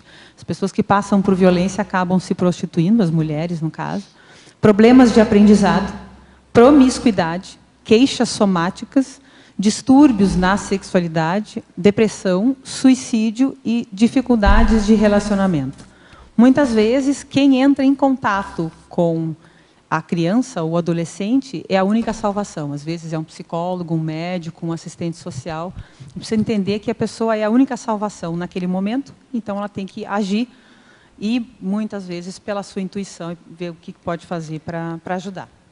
Fabiana, eu já vi alguns casos de pessoas que medo de fazer a denúncia por medo da pessoa que está realizando a agressão matar os próprios filhos. Sim. Até entra em contato com a polícia, fala com o pessoal, não vou fazer porque eu quero proteger a minha prole. Você que já estudou, você já viu casos disso? Como que o pessoal consegue sair desse ciclo? Tem que sair, cortar a relação e ir para casa de abrigo. Sair fora da família. Até que seja julgado e a pessoa seja presa. E no caso aí, levar todo mundo que seja vulnerável, né? Com certeza. Fazer a cirurgia total. É a cirurgia, né? Separa, na mesma hora leva os filhos e sai. Eu posso contribuir também nessa questão, porque é importante, assim, a pessoa, se ela vê que ela vai sair ou que ela está vivendo uma condição dessa, deixar uma mala pronta, com uma muda de roupa para cada, por exemplo, se é uma mulher ou alguém que vai levar filhos, dependentes, deixa a mala pronta com uma muda de roupa para cada um. Sim. Deixa uma pessoa sobreavisada com um número no celular em chamada de emergência. Isso. Se ela for ameaçada de alguma forma, que ela possa ligar rápido para aquela pessoa com uma chave, uma palavra que seja uma senha. Isso. E essa pessoa vai saber que ela está sendo, naquele momento, ameaçada de passar por qualquer situação assim. Uhum. E buscar mudar as rotinas. Sim. É muito importante, porque a gente tem uma rotina, vai para o trabalho, vai para casa, vai para a escola, sempre aquelas rotinas. Então, mudar o caminho, mudar a rotina, não fazer sempre aquele caminho. Uhum. Modificar os horários, se possível, ir para casa de alguém, não ficar sozinho, buscar se proteger mesmo, porque a gente nunca sabe quando que a ameaça vai partir para as vias de fato. Isso. Quando que aquela pessoa vai chegar ao ponto de agir. Sim. Exato. Fabiana. E identificar que a pessoa está sofrendo violência também, porque às vezes a pessoa não identifica, ela acha que é normal. Né? Trazer aquilo, né? Não, mas isso é isso que eu falei quando ela já identificou. Quando ela já identificou. Né? Já está agindo, né? Já tá. Aqui em Foz tem algumas casas de acolhimento que são casas totalmente anônimas, que você olha de fora, não tem nada avisando. Que são casas que recebem mães e crianças que foram vítimas de violência. Então aqui isso. Tem. Outra coisa, assim, quando você liga para o 180, muitas vezes eles entram em contato do município com um órgão chamado Centro de Referência Especializado de Assistência Social, que é o CREAS. E o CREAS, você aqui, que mora em Foz, pode ligar diretamente para ele. Né? Eu, como médico de unidade de saúde, já trabalhei com o CREAS daqui de Foz, e é um órgão do governo muito efetivo, assim. Eles trabalham muito bem. Já acompanhei casos com eles, então... Né? Agora eu queria te pedir para dar uma geral nos livros e nas referências que você trouxe. A gente tem uns minutinhos ainda. Esse primeiro livro aqui, ele foi a minha moedinha número 1, Vencendo a Violência Doméstica. Ele é um manual bastante didático. Eu encontrei ele na Epígrafe. Eu estava na Epígrafe lendo alguns livros e, como fazia muito tempo que eu tinha passado pela situação de violência doméstica, o fato de ver este livro me fez lembrar alguns cenários e eu achei que ia ser produtivo, então, fazer um verbete. Então, esse livro trouxe esse ponto aqui. Esse outro livro, Why Does He Do That? Do Bancroft, que está aqui, né? É um manual, ele é um psicólogo, pesquisador, e ele procura entender o que está por trás da mente dos homens violentos, né? Por que os agressores, então, atuam desta forma? Como eles funcionam, como eles pensam, os mitos. E ele faz várias pesquisas. Tem pesquisas a campo bem interessantes nesse livro, e ele é fácil e didático. Esse aqui eu já falei para vocês, né? Que é do Rio Grande do Sul. É uma pesquisa, apesar de ter sido feita em 99, né, esse livro Violência Doméstica ele é bastante atual, porque ele traz as nossas sequelas e consequências e todo um arcabouço de informação que é bastante pertinente até para o ano de 2013. Né? Bem interessante, bem de fácil leitura rápida.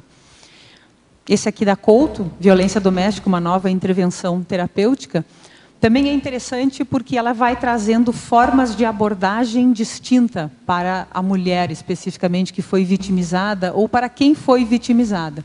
No caso aí, seja mulher, homem, ou um relacionamento até homossexual, né? Quem sofreu a violência e qual foi a corroboração para mudar de patamar, né? E passar a escolher pessoas em outro nível, um padrão mais homeostático e mais equilibrado. Esse aqui também é bastante conhecido, né? Da Ana Beatriz Silva, fala justamente sobre a mente dos psicopatas, a frieza com qual os psicopatas atuam e a perversão, né? Com que eles são bons manipuladores e todo o arcabouço de informação que eles utilizam para manipular e as pesquisas que eles fazem nas suas futuras vítimas. Então, são exímios manipuladores. E isso acontece muito com jovens também, né? Os jovens na escola, na faculdade, às vezes encontram outros jovens com um temperamento, infelizmente, perverso e manipulador. Então, tem que saber entender para se proteger a respeito, né? Ok. Queria te agradecer, dar os parabéns, principalmente pelo assunto, né, super prioritário de saúde pública, muito bem embasado com essas referências e a sua preparação. A gente espera uns 60 verbetes, no mínimo, né? Está no sexto. Obrigada. Até o carnaval, pelo menos. Queria agradecer também os teletertulianos e os nossos comerciais, por favor. Obrigado. As pontuações da tertúlia de hoje foram 28 assinaturas no livro de presença, 20 perguntas presenciais e 17 perguntas respondidas online. Hoje teremos 2 recados. A Keiko com os novos contatos da Enciclosapiens e a Marlene com o CIP de férias do IPC de Foz. Mas antes teremos os amigos da Enciclopédia. Boa tarde a todos. Queremos informar aos associados do programa Amigos, cujas assinaturas vencem neste mês de janeiro. Nós estamos enviando já os e-mails, as mensagens, informando sobre o vencimento e orientando aí sobre os procedimentos para renovação. E também convidar os amigos cujas assinaturas venceram nos últimos meses, são mais de 70 associados que não renovaram assinaturas. Isso, de fato, causa uma grande defasagem no fluxo de recursos aí para o programa Amigos fazer toda a frente aí aos custos e os investimentos necessários aqui. Então, a gente convida esses amigos que, se puderem renovar a sua assinatura, tiver no seu planejamento, que o façam o mais rápido para atender as nossas demandas e necessidades. É muito fácil, só ligar na recepção do SEC, inclusive hoje até as 18 horas, amanhã, domingo, até 18 horas, também o dia todo. Você pode renovar pelo telefone 45 3525 2652 ou no site do programa Amigos, no www.enciclopediaconsulologia.org. E aqueles que moram aqui em Foz do Iguaçu, basta comparecer na recepção do SEAEC, você faz a sua adesão à sua renovação. Muito obrigado. Boa tarde, pessoal. Aviso importante da IC Enciclosapiens, é a IC que cuida das produções verbetográficas. São os novos contatos, né, os novos e-mails de contatos com a IC.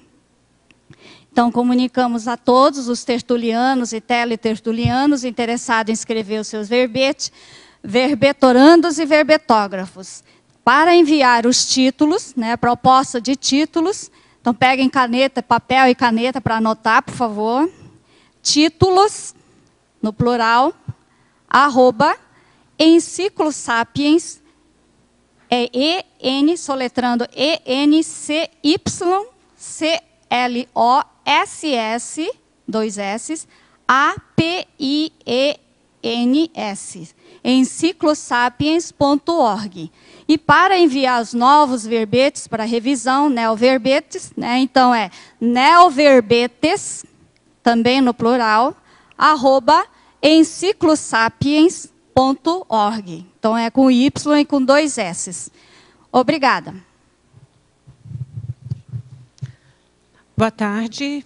Eu gostaria de convidar os colegas, para quem nunca fez o CIP, curso integrado de projeciologia do IPC, que vai se realizar nesse mês de janeiro, no período de 13 de janeiro a 8 de fevereiro. Eu conheço muitos colegas aqui que vêm à tertúlia, acessam as ideias através da internet e, conversando, eles falam, nunca fiz um curso de entrada. Então, é uma excelente oportunidade, porque é o curso onde aprofunda a questão do EV, a autodefesa energética, aborda diversos fenômenos como a projeção lúcida, a EQM, o estado alterado de consciência, e esse curso conta sempre com 4 professores. Este CIP será realizado pelas professoras Renata Pialarice, Priscila, Milena e eu.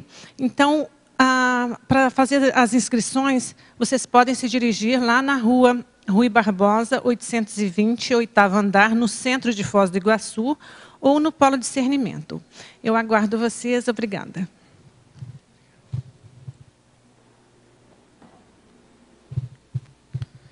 Para amanhã teremos o verbete Interação Acoplamentarium Autodesperticidade, com especialidade Pré-Despertologia, com o verbetógrafo Alexandre Nonato. Obrigado e boa tarde a todos.